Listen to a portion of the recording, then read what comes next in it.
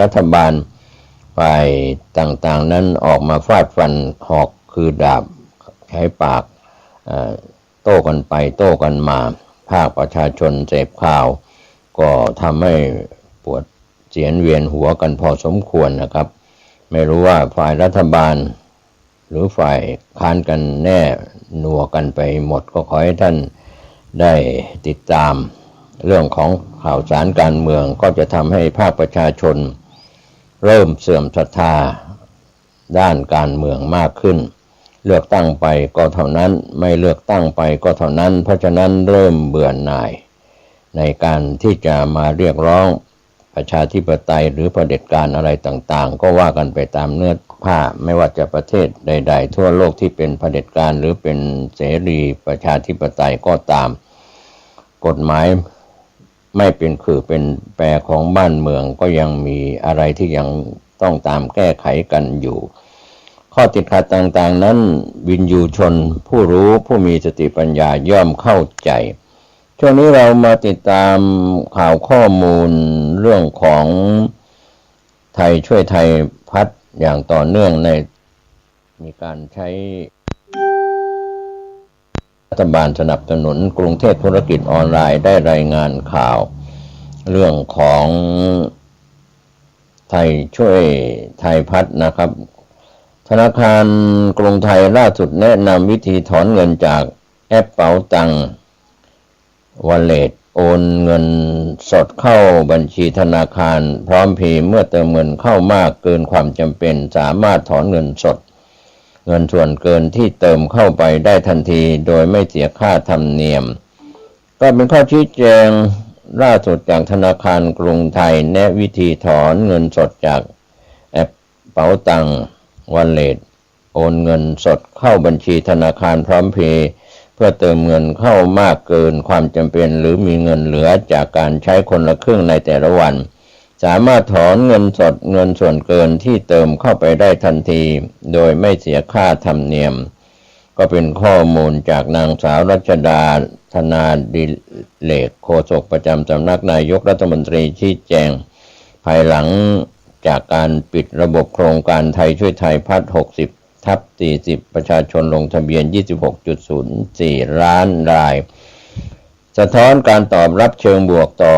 มาตรการกระตุ้นเศรษฐกิจและลดค่าครองชีพของรัฐบาลขณะที่ร้านค้าทั่วประเทศตอบรับเข้าร่วมโครงการอย่างคึกคักเพื่อร่วมกระตุ้นเศรษฐกิจฐานรากและสร้างเม็ดเงินหมุนเวียนในระบบเศรษฐกิจช่วงครึ่งปีหลังก็เป็นส่วนที่กรุงไทยแนะนำประชาชนที่เข้าร่วมโครงการไทยช่วยไทยพัฒน์และมีการเติมเงินเข้า Wallet ผ่านแอปพลิเคชันเป๋าตังค์หากมีเงินคงเหลือหรือเติมเงินเกินความจำเป็นสามารถถอนหรือโอนออกจาก Wallet กลับเข้าบัญชีธนาคารหรือบัญชีพร้อมเพย์ได้ทันทีโดยไม่เสียค่าธรรมเนียมนั้น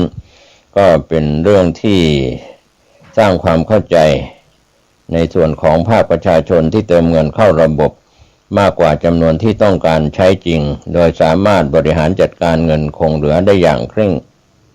เรียกว่าได้อย่างคล่องตัว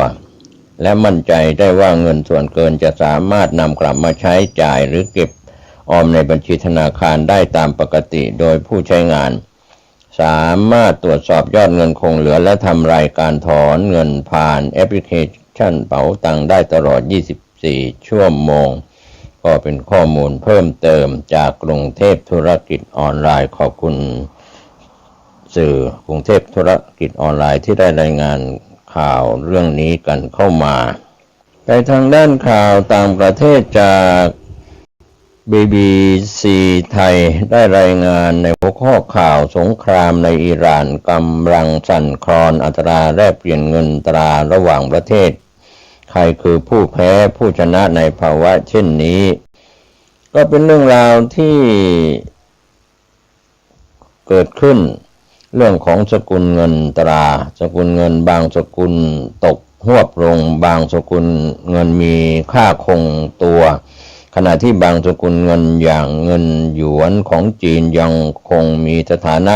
แข็งแกร่งในช่วงสงครามในอิหร่านก็มีเรื่องราวที่ถ่ายทอดข้อมูลโดย BBC World Service ครับได้รายงานช่วง29พฤษภาคม2026ปลายเดือนที่ผ่านมาว่าเมื่อสงครามระหว่างสหรัฐกับอิสราเอล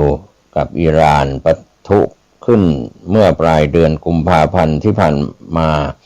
ไม่ได้มีเพี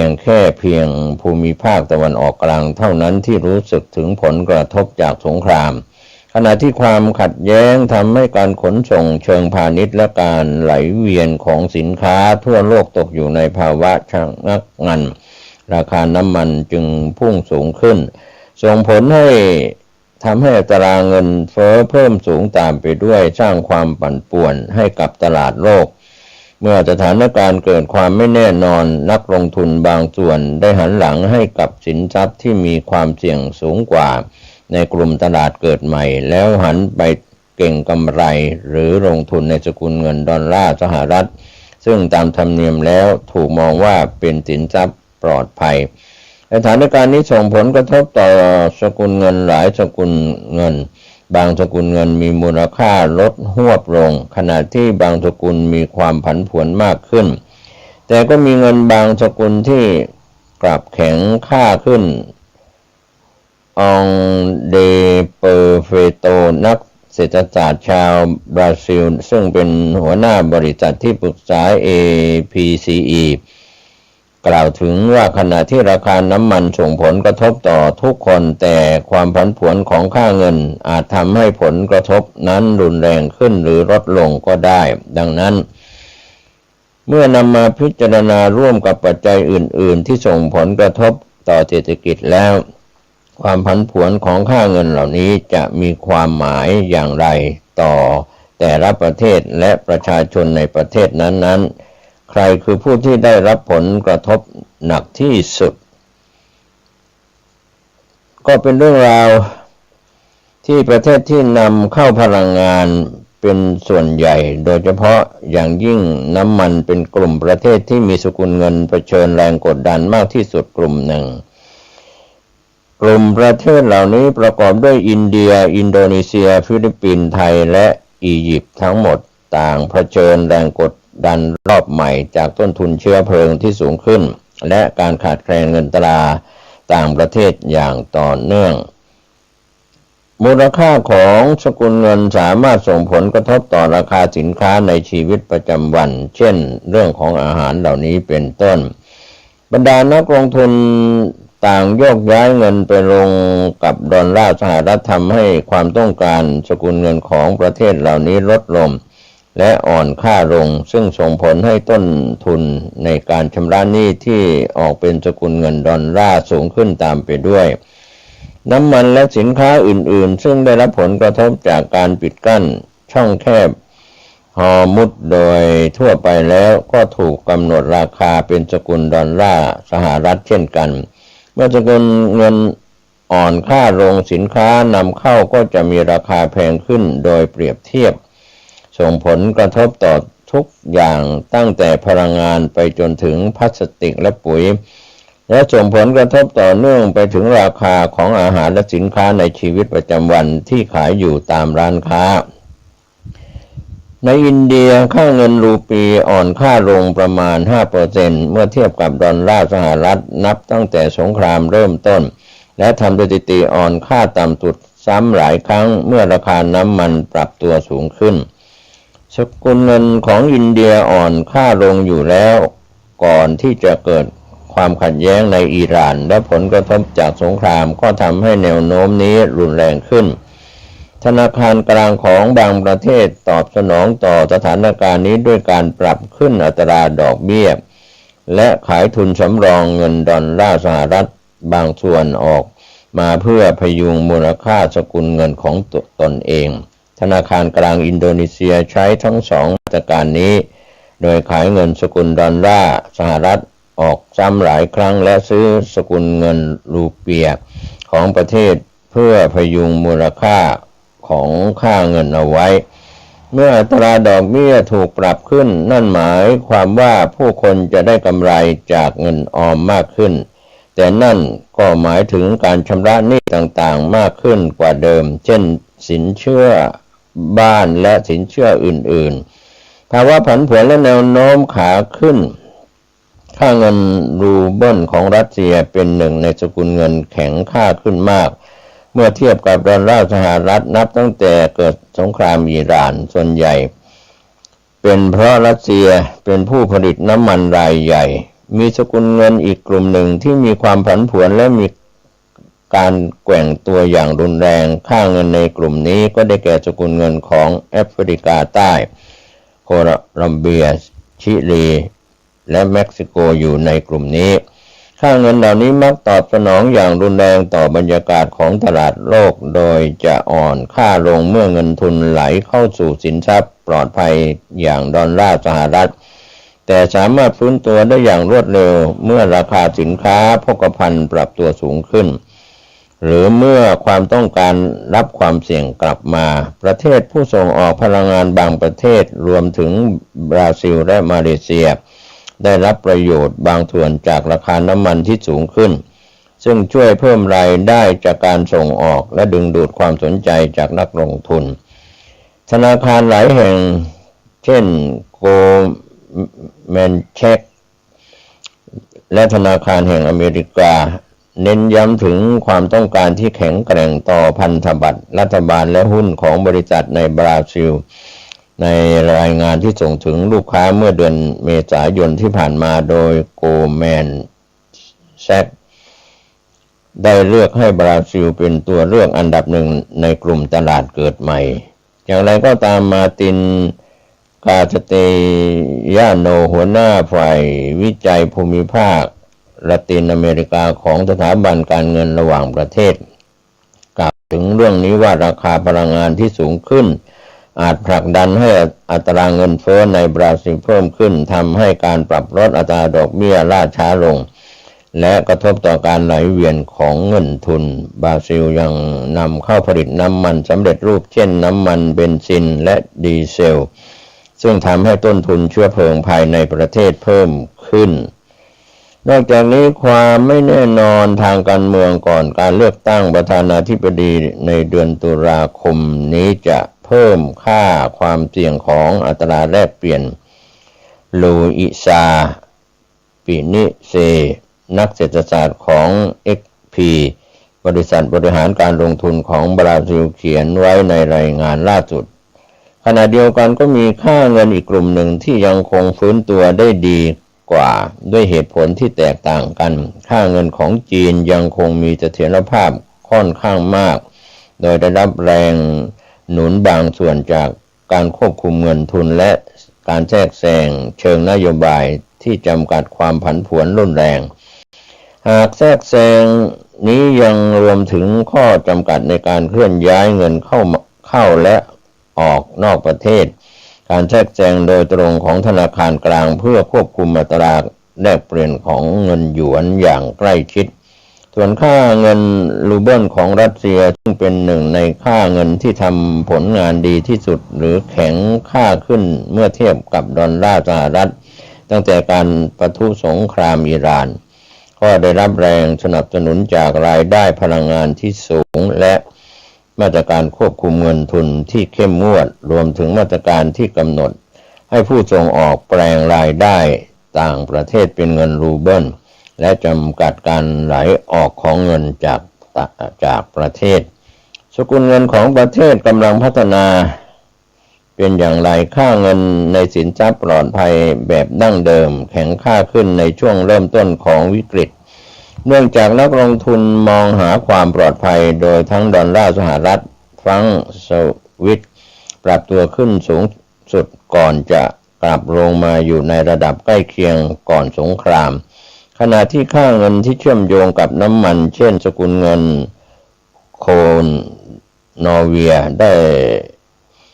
รับแรงหนุนจากมีนัยยะสำคัญจากราคาน้ำมันดิบที่เพิ่มขึ้นอย่างไรก็ตามเงินเยนของญี่ปุ่นไม่ได้มีพฤติกรรมเหมือนค่าเงินสินทรัพย์ปลอดภัยทั่วไปและกลับมาอ่อนค่าลงส่วนหนึ่งเนื่องจากญี่ปุ่นพึ่งพาการนำเข้าพลังงานอย่างมากค่าเงินดอลลาร์แคนาดาและดอลลาร์ออสเตรเลียยังได้รับประโยชน์จากค่า ราคาสินค้าโภคภัณฑ์ที่ส่งออกเพิ่มขึ้นเช่นน้ำมันดิบก๊าซโลหะแร่เหล็กและถ่านหินแม้ว่าความกังวลเกี่ยวกับการเติบโตเศรษฐกิจโลกและความตึงเครียดทางการค้าจะจำกัดการปรับตัวขึ้นของราคาสินค้าเหล่านั้นส่วนยุโรปและปอนด์สเตอร์ลิงก็เผชิญกับความผันผวนเช่นกันโดยได้รับแรงกดดันจากความกังวลเกี่ยวกับต้นทุนพลังงานที่สูงขึ้นและในขณะที่เงินเฟ้อที่ยังคงอยู่ในระดับสูงและเติบโตทั่วทวีปยุโรปชะลอตัวลงจะเกิดอะไรขึ้นต่อไปบรรดานักเศรษฐศาสตร์ก็ชี้แจงจากข่าวต่างประเทศว่าขณะที่การโจมตีทางอากาศในช่วงแรกผลักดันให้นักลงทุนหันไปหาสินทรัพย์ปลอดภัยมากขึ้นและหนุนให้ดอลลาร์สหรัฐแข็งค่าขึ้นทว่าต่อมาค่าเงินดอลลาร์สหรัฐกลับอ่อนตัวลงซึ่งในทางหนึ่งมีส่วนช่วยแก่ตลาดเกิดใหม่โดยพื้นฐานแล้วดอลลาร์สหรัฐที่อ่อนค่าจะหมายถึงเงื่อนไขทางการเงินที่ผ่อนคลายมากขึ้นทำให้มีพื้นที่มากขึ้นสำหรับการปรับลดอัตราดอกเบี้ย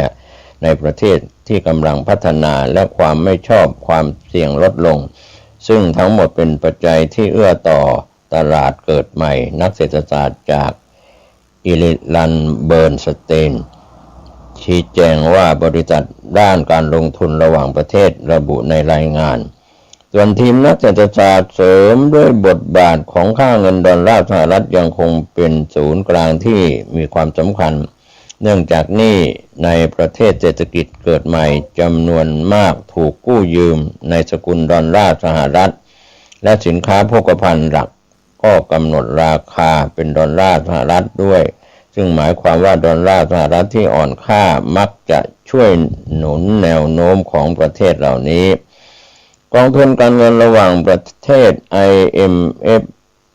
เตือนเมื่อเดือนเมษายนที่ผ่านมาว่าการหยุดชะงักอย่างต่อเนื่องจากสงครามอิหร่านกำลังผลักดันเศรษฐกิจโลกไปสู่สถานการณ์ที่ไม่พึงประสงค์ซึ่งมีลักษณะเป็นการเติบโตที่อ่อนแอและอัตราเงินเฟ้อที่สูงขึ้นภายในสถานการณ์ราคาน้ำมันยังคงสูงเงินเฟ้อมีเสถียรภาพน้อยลงและเงื่อนไขทางการเงินตึงตัวมากขึ้นการเติบโตของเศรษฐกิจโลกอาจลดลงเหลือ 2.5% ขณะที่เงินเฟ้อเพิ่มขึ้นเป็น 5.4% เทียบกับการคาดการณ์ปัจจุบันของกองทุน 3.1% และเงินเฟ้อ 4.4% กองทุน IMF เน้นย้ำถึงฉากกระทัดที่ร้ายแรงขึ้นด้วยซึ่งอัตราการเจริญเติบโตของโลกจะตกลงถึง 2% ขณะที่เงินเฟ้อจะพุ่งขึ้นถึง 6% และคาดว่าจะมีการปรับตัวในการคาดการณ์อีกครั้งในเดือนกรกฎาคมที่จะถึงนี้ก็ขอบคุณข่าวจากต่างประเทศที่ได้ให้หัวข้อข่าวจาก BBCนิวไทยนะครับได้รายงานข่าวต่างประเทศหัวข้อข่าวสงครามในอิหร่านกำลังสั่นคลอนอัตราแลกเปลี่ยนเงินตราระหว่างประเทศอย่างไรใครคือผู้แพ้ผู้ชนะในภาวะเช่นนี้ข่าวคืบหน้าจะได้รายงานเพิ่มเติมมาทางด้านข่าวภูมิภาคเชียงใหม่จากฝ่ายงานประชาสัมพันธ์จังหวัดเชียงใหม่ในหัวข้อข่าวมูลนิธิเพื่อลมหายใจเชียงใหม่เตรียมจัดเทศกาลลมหายใจครั้งที่ 4ชวนคนเมืองร่วมสร้างอนาคตปลอดฝุ่น PM 2.5 ก็เป็นข้อมูลที่มีการแถลงข่าวเมื่อ2มิถุนายน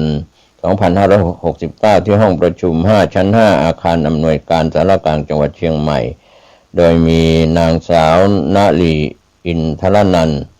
ประธานมูลนิธิเพื่อลมหายใจเชียงใหม่แถลงผ่านสื่อมวลชนจังหวัดเชียงใหม่ครั้งที่17ว่ามูลนิธิเพื่อลมหายใจเชียงใหม่เตรียมจัดงานเทศกาลลมหายใจครั้งที่4ภายใต้แนวคิด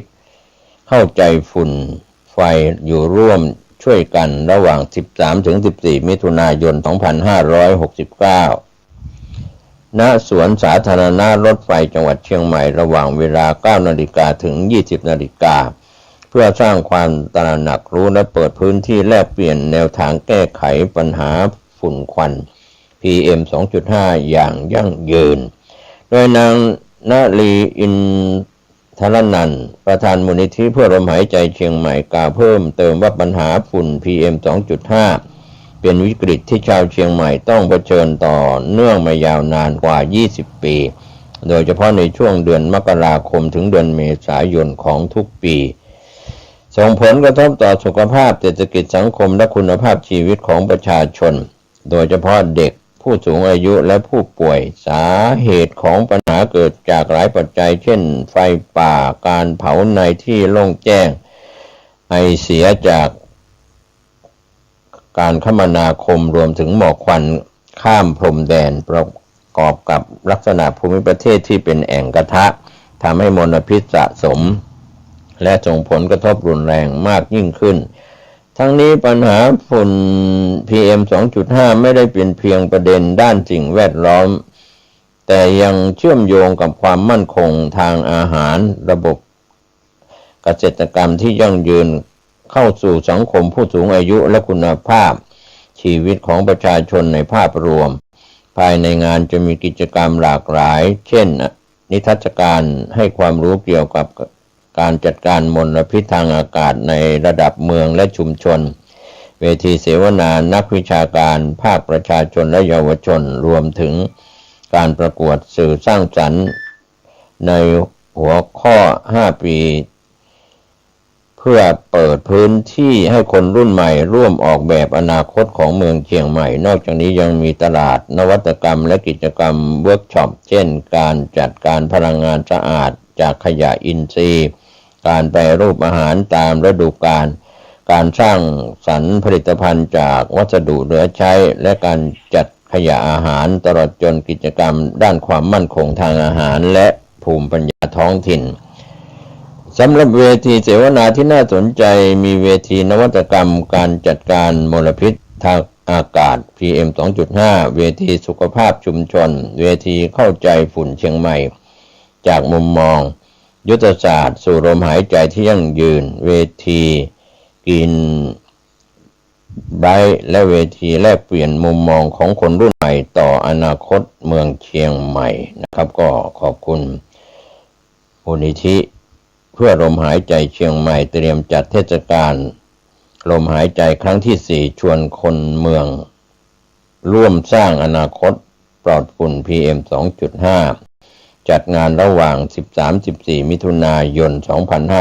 2569 ณ สวนสาธารณะรถไฟจังหวัดเชียงใหม่ 9 นาฬิกาถึง 20 นาฬิกาทั้ง 2 วันข่าวคืบหน้าจะได้รายงานเพิ่มเติมขอบคุณทีมข่าวที่ได้รายงานข่าวนี้กันเข้ามาแต่ทางด้านข่าวจากกรุงเทพธุรกิจออนไลน์ได้รายงานหัวข้อข่าว 8 ปี 6 รัฐบาลไฮสปีด 3 สนามบินลุ้นกพอ.เคาะแก้สัญญา 4P ก็เป็นเรื่องราวหัวข้อข่าวโครงการรถไฟความเร็วสูงเชื่อม 3 สนามบินล่าช้ามานานกว่า 8 ปีผ่านมาแล้ว 6 รัฐบาลแต่ยังไม่ได้ข้อสรุปเรื่องการแก้ไขสัญญากับกลุ่ม 4P ล่าสุดการรถไฟแห่งประเทศไทยเตรียมนำร่างสัญญาแก้ไขที่ผ่านความเห็นชอบจากอัยการสูงสุดแล้วเสนอให้คณะกรรมการนโยบายเขตพัฒนาพิเศษภาคตะวันออกกพอ.พิจารณาอนุมัติในเร็วๆนี้ส่วนอัยการสูงสุดปลดล็อกประเด็นสำคัญในการแก้ไขสัญญาคือการเปลี่ยนรูปแบบการชำระเงินเป็นแบบสร้างไปจ่ายไปและการที่เอกชนต้องวางหลักประกันโครงการเพิ่มไฟเขียวให้ดำเนินการตามข้อเสนอการรถไฟแห่งประเทศไทยก็จับตาประชุมกพอ. 8 มิยนี้ท่าทีพิพัฒน์ยังยืนกรานไม่เห็นชอบแก้ไขสัญญาสั่ง 4P เดินหน้าหารือสถาบันการเงินหาทางออกรูปแบบอื่นก็เป็นการพัฒนาโครงการรถไฟความเร็วสูงเชื่อม 3 สนามบินมีดอนเมืองสุวรรณภูมิอุตภเปา ผ่านมาแล้ว7รัฐบาลในช่วง8ปีนับตั้งแต่คณะรัฐมนตรีครม.ของรัฐบาลพลเอกประยุทธ์จันทร์โอชาชุดที่1เห็นชอบโครงการวันที่27มีนาคม2561นำมาสู่การประมูลโครงการเอกชนร่วมลงทุนกิจการรัฐ PPP และการรถไฟแห่งประเทศไทยประกาศให้บริษัทรถไฟความเร็วสูงสายตะวันออกเชื่อมสนามบินทั้ง3จำกัดกลุ่ม CP ชนะประมูล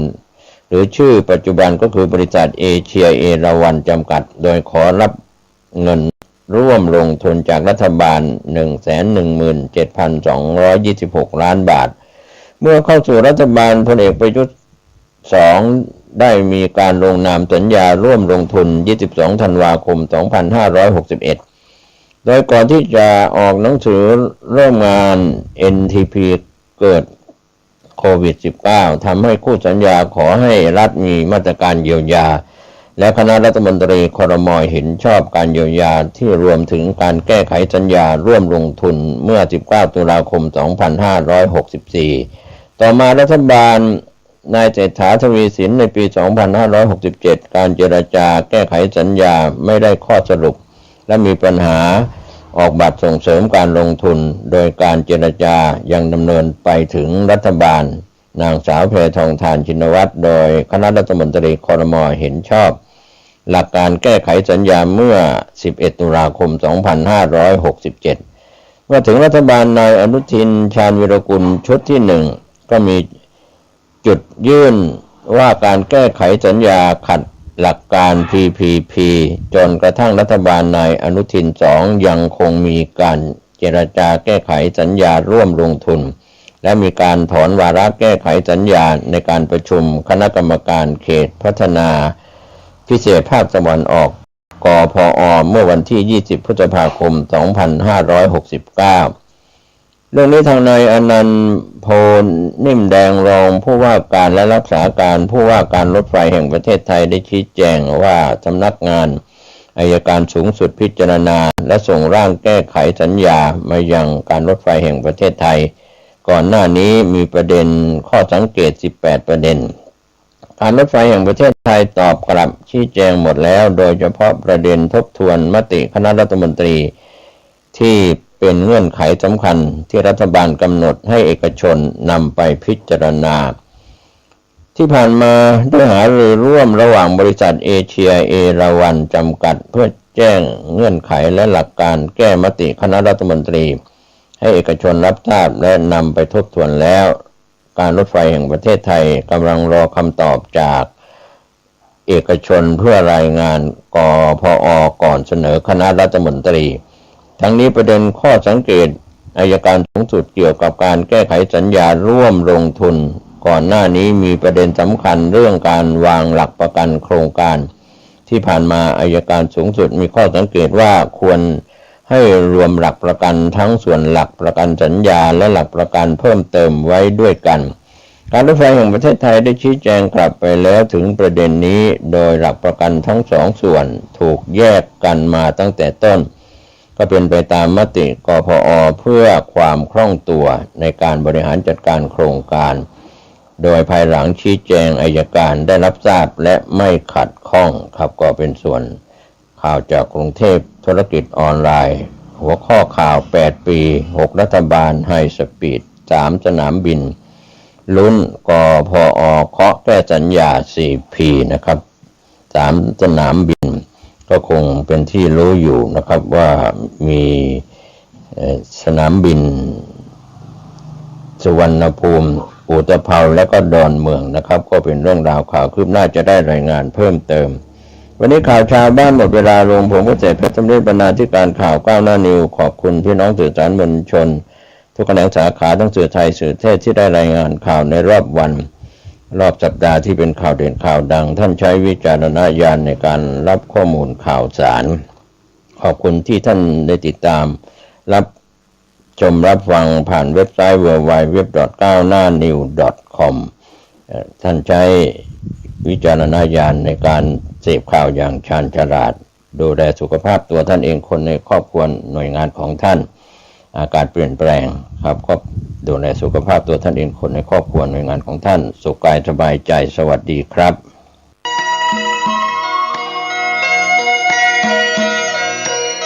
สารเพื่อการประชาสัมพันธ์โครงการปรับภูมิทัศน์และพัฒนาปรับพื้นที่รอบอุโบสถวัดป่าแดงมหาวิหารมติคณะกรรมการบริหารวัดป่าแดงมหาวิหารครั้งที่ 4/2567 ได้เห็นชอบและอนุมัติให้ดำเนินโครงการใช้เงินบริจาคและเงินสะสมของวัดเพื่อพัฒนาปรับพื้นที่ของวัดป่าแดงมหาวิหารจึงขอเชิญชวนผู้มีจิตศรัทธาร่วมพัฒนาเพื่อถวายเป็นพระราชกุศลถวาย